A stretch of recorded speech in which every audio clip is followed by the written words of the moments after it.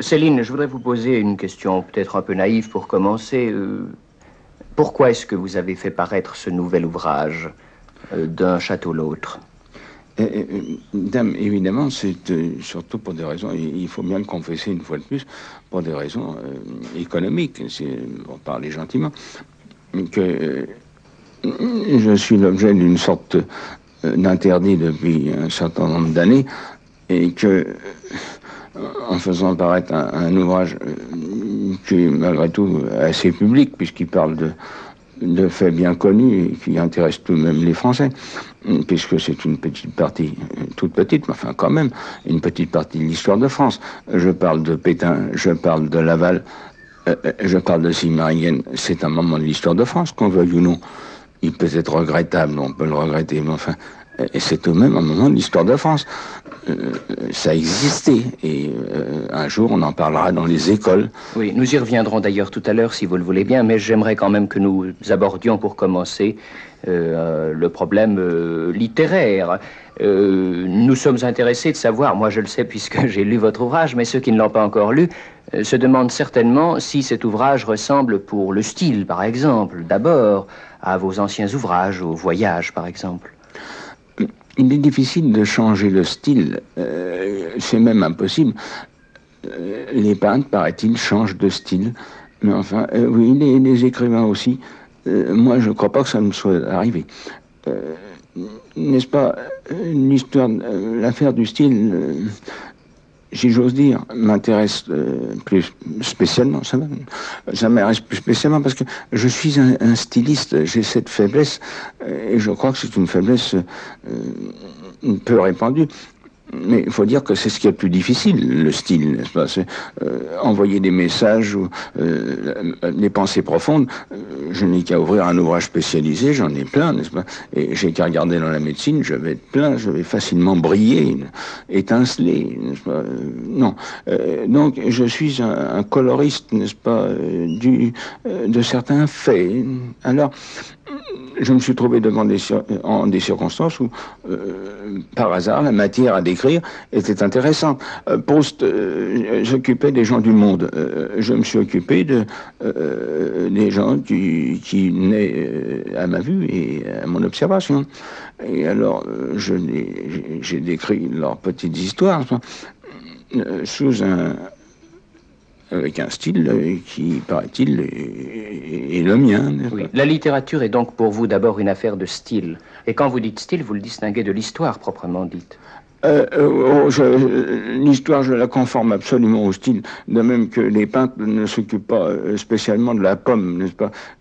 C'est la pomme de Cézanne ou le miroir de Renoir, n'est-ce pas? Mon Dieu, ils sont, ou la bonne femme de Picasso, ils sont, ou la chaumière de Vlaminck, ils sont le style qui lui donne, n'est-ce pas? Ils ne s'occupent pas beaucoup, l'objet lui disparaît, n'est-ce pas? Oui. Plus ou moins. Vous savez, quand on vous lit, Céline, nous avons l'impression que vous composez vos livres d'une façon très directe, très coulante, que ce fameux style parlé qui est votre caractéristique est né d'une sorte d'improvisation constante. Est-ce que c'est vrai? Oh non, monsieur, pas du tout. En réalité, je travaille avec beaucoup de labeur, j'ose dire. Il y a l'éloquence naturelle, mais ça, évidemment, c'est une base. Mais enfin, la feuille de papier ne retient pas l'éloquence naturelle. On connaît la pauvreté de ce que donnent les discours à la Chambre ou les plaidoiries quand elles sont transcrites en sténo, n'est-ce pas? Non. Et dans le peuple, l'envoi du van, n'est-ce pas? Ça fait une petite phrase drôle et puis c'est tout. Mais tenir un effort de stylisation de 500, 400, 500 pages demande énormément d'efforts. À savoir qu'il faut complètement revoir et revoir. Pour dire la vérité, ça fait 400 pages imprimées font 80 000 pages à la main. Et c'est... Le lecteur n'est pas forcé de le savoir, il ne doit même pas le savoir. C'est affaire de l'auteur à effacer le travail. vous mettez le lecteur dans un paquebot, et tout doit être délicieux, n'est-ce pas? Ce qui se passe dans les soutes, ça ne le regarde pas. Et ce qui se passe sur la passerelle, ça ne le regarde pas. Il doit jouir des paysages, de la mer, du cocktail, de la valse, de la fraîcheur des vents, et tout ce qui est mécanique, ou servitude, ou service, ne le regarde pas du tout. Et si vous avez un mauvais paquebot, un mauvais capitaine, un mauvais cuisinier, une mauvaise compagnie, si le passager est indisposé par ce qui fait tourner la machine, retirer le poulet et conduire le bateau hors des écueils, c'est évident. Voilà tout.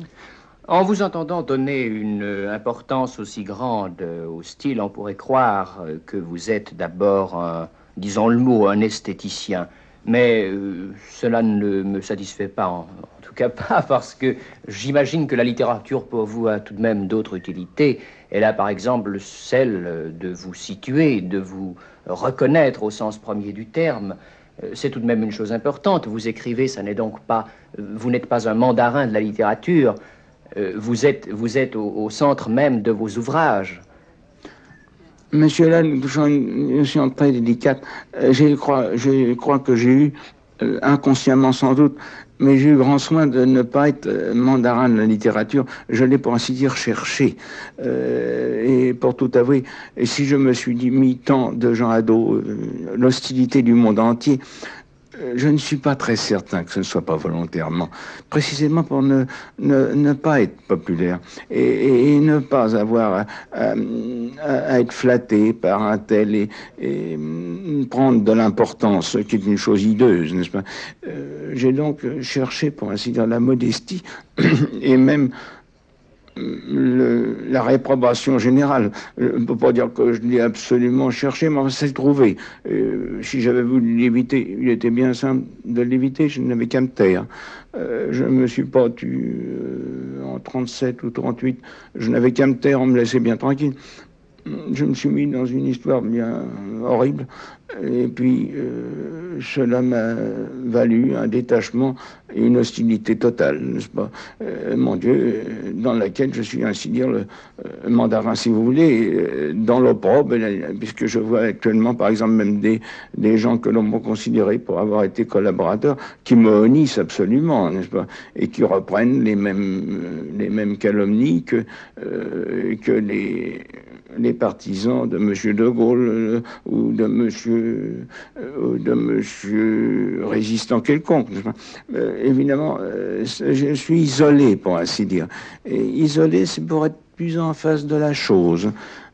J'aime beaucoup l'objet, et c'est pas beaucoup apprécié à l'époque où nous sommes. On s'occupe beaucoup plus de la personnalité, n'est-ce pas, que de l'objet, n'est-ce pas? Alors on est personnaliste, n'est-ce pas? De même qu'on est verbaliste. Ce n'est pas mon cas. Ce n'est pas mon cas du tout. Et alors je suis un travailleur de la chose en soi. Ça, ce n'est pas du tout apprécié de nos jours, ça ne se prendra jamais. À moins qu'il se produise une révolution antimatérialiste à un moment donné, dans des siècles et des siècles. Mais pour le moment, nous sommes évidemment à l'époque de la publicité, de la mécanique. Alors, le robot génial, n'est-ce pas? Et l'auteur à succès, n'est-ce pas? Voilà, n'est-ce pas? C'est vrai. Quand vous dites que l'objet est votre intérêt principal, ceci s'oppose aussi, je pense, aux idées générales. Mais sur ce point-là, il me semble que vous, Céline, avant-guerre, justement, dans les années 1937 que vous venez d'évoquer, vous avez tout de même pris une attitude en faveur de problèmes d'un ordre général. Et c'est ça qui a été la source de vos malheurs. C'est-à-dire que ce n'est pas exactement en vertu d'un ordre ou d'un autre, c'est pour la paix et anti-guerre. Ça, j'étais forcément anti-guerre, mais formellement, absolument. Je l'étais complètement, comme j'ai le droit de l'être. Vous êtes pacifiste? Ah, je suis pacifiste total. D'autant plus que je suis médaillé militaire depuis le mois d'octobre 1914, pas d'hier. Je suis mutilé de guerre 80%. Je le sens, n'est-ce pas, encore actuellement. Par conséquent, j'ai tout à fait le droit d'être pacifiste, n'est-ce pas? Je me suis engagé dans la Seconde Guerre, même comme médecin. d'un bateau. J'ai été coulé au large de Gibraltar. Je connais bien les petits à côté de la guerre. Je n'aime pas, n'est-ce pas? Je ne l'aime pas. Je trouve ça imbécile et tout à fait défavorable à une société quelconque. Alors, bon, alors j'ai dit, j'ai trouvé, moi, je suis imaginé les causes de la guerre que j'ai attribuées à certaines sections, n'est-ce pas? Monsieur Philippe Labelle devait tous ses malheurs aux Templiers, n'est-ce pas? Les jansénistes ont été poursuivis pendant 4 ou 5 siècles. L'histoire de Port-Royal n'est pas complètement terminée. On en parle encore. Les jésuites ont été persécutés, etc. Alors, peut-être que j'ai accroché une secte qui n'était pas si déméritante que je l'ai dit, peut-être. Mais la preuve est à faire. Elle se fera par l'histoire, n'est-ce pas? Enfin, disons le mot, vous avez été antisémite. Exactement, dans la mesure où je supposais les sémites nous pousser dans la guerre. Sans ça, je n'ai évidemment rien. Je ne me trouve nulle part en conflit avec les sémites. Je n'ai pas de raison. Mais autant qu'ils constituaient une secte comme les Templiers ou les jansénistes, j'étais aussi formel que Louis XIV. Il avait des raisons aussi pour évoquer l'édit de Nantes, n'est-ce pas? Et Louis XV pour chasser les jésuites, n'est-ce pas? Alors voilà, n'est-ce pas? Je suis prêt pour Louis XV, pour Louis XIV. C'est évidemment une erreur profonde, alors que j'avais qu'à rester ce que je suis, n'est-ce pas? Et tout simplement me taire, n'est-ce pas? Et là, j'ai péché par orgueil, n'est-ce pas? Et je l'avoue, par vanité, par bêtise, je n'avais qu'à me taire, n'est-ce pas?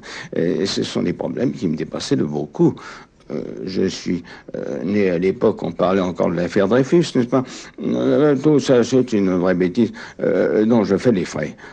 Et en ce moment-ci, remarquez que je suis accablé par toute espèce de gens qui me trouvent transfuge, relapse, vendu, etc. Enfin, qu'est-ce que vous pensez de cet opprobre? Oh, rien du tout. Je dis que bientôt j'aurai 65 ans, j'aurai la retraite des médecins, 200 000 francs par an. Et que, mon Dieu, je resterai bien tranquille.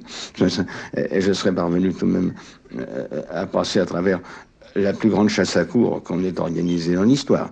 Et c'est déjà pas mal, n'est-ce pas? Je n'ai renié rien du tout.